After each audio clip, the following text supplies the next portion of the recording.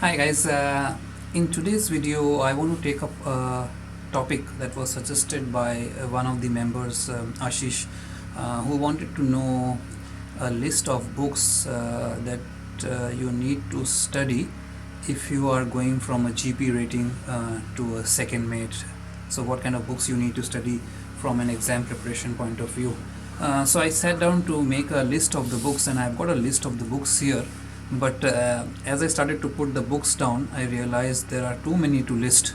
So practically I'm suggesting all the books here, so it doesn't really work for maybe Ashish or some other GP rating who's preparing for the exam. So I'll try to simplify it, and I'll just list 5 books to start off with, because there are no end to these books, especially when you go for second mate or third mate exam or even chief mate exam tomorrow. There are so many books, there are so many things to study, and now you have websites as well.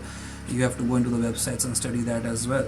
So my suggestion here would be 5 books that I will suggest, and start with these 5 books, Ashish, and if anybody else is preparing.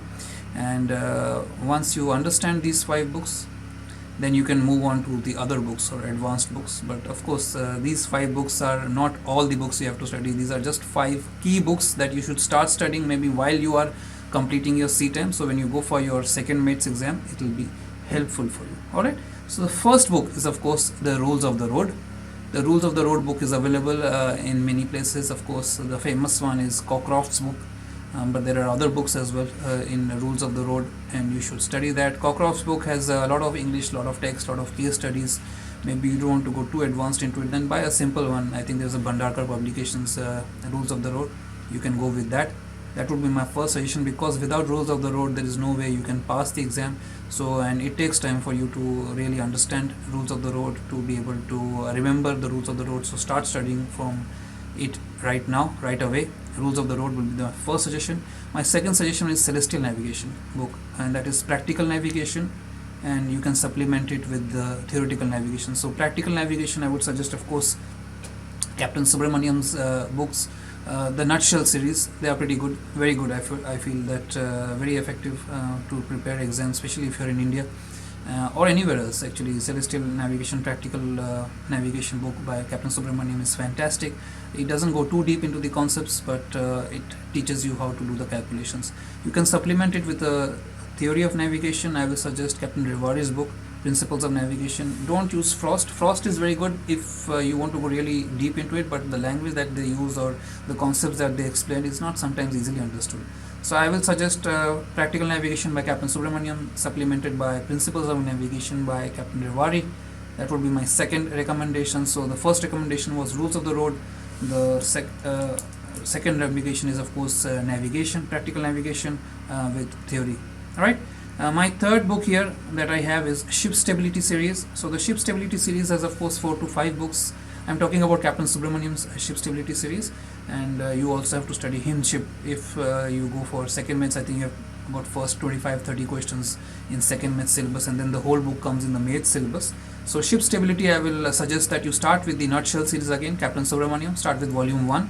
That is what you need to start with. Don't worry about the other volumes. Just start with volume 1, basic ship stability stuff, and that will help you to just get an understanding. Now, why am I suggesting practical navigation and ship stability? Because these are math based subjects. These days I see a lot of you struggling with basic math or mathematical concepts that are used here, maybe were not taught to you in school. So I will suggest that you start, because if you are on the ship, then you can ask your fellow officers, your fellow crew members who have studied this subject, and also you can start practicing this, so you get better at it. So when you reach college, you don't have to worry too much about these subjects. You can concentrate on the other theoretical subjects, right? Number 4 that I have here is cargo work. Now, cargo work, why I have here is because you must be sailing on certain type of ships, and you may be knowing a lot about those ships. But when you go for orals examination, or when you go for your second mates examination, you have to understand a bit about all kinds of ships. So even though you may be in offshore, or you may be sailing on or some other ship, you have to know about all the other ships: containers, bulk carriers, tankers, LNGs, LPGs, different kind of tankers, different kind of cargo ships, ro-ros, passenger vessels. So you have to know all about that. So I'll suggest that you get a cargo work book. There are many cargo work books available. Kemp and Young is one of them, and it has a couple of a chapter on each type of cargo vessel. So take up a cargo work book and start studying cargo work, because that will help you to get an understanding of the different type of uh, vessels and the operation systems on those vessels. So that will be my number fourth suggestion. Number fifth suggestion, and this is a bit controversial. I was trying to decide between bridge equipment and ship construction. I decided on bridge equipment because to be very honest, there are other books as well. You have ship construction, you have metrology, you have ship handling. There are so many other subjects. That's why I said it's very hard for me to make a list of the books, but I would go with bridge equipment as number 5. Especially if you're on the ship and you still haven't completed your seat time, I would suggest you go with bridge equipment and try to understand bridge equipment very well. Because you're a navigation officer, I'm assuming, or you're a deck officer, you will be asked questions about bridge equipment in your role as well as written exam.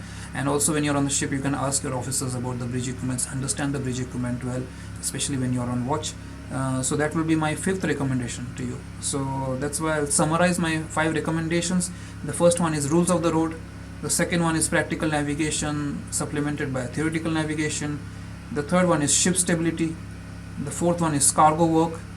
And the fifth one is bridge equipment. Alright, so other than that, of course, if you want to study more, you've got, like I said, ship construction, you've got metrology, you've got ship handling, you've got bridge watchkeeping. There are so many other books you have to study. It's not a joke. You have chart work, coastal navigation. Chart work is also something, maybe I can include that in navigation bit, but see if you have time. But I have tried to keep it to 5 books. At least do these 5 books, and then once you finish with these 5 books, I can suggest some more. Alright, so I hope this video was useful, especially to you, Ashish, who asked for this during our last live chat, and I forgot to have a chat about that, or make a video on that, so I thought I'll make this video today. And otherwise, I'll see you in my next live stream, and let me know how you went about it. Alright, bye, and thanks for supporting the channel.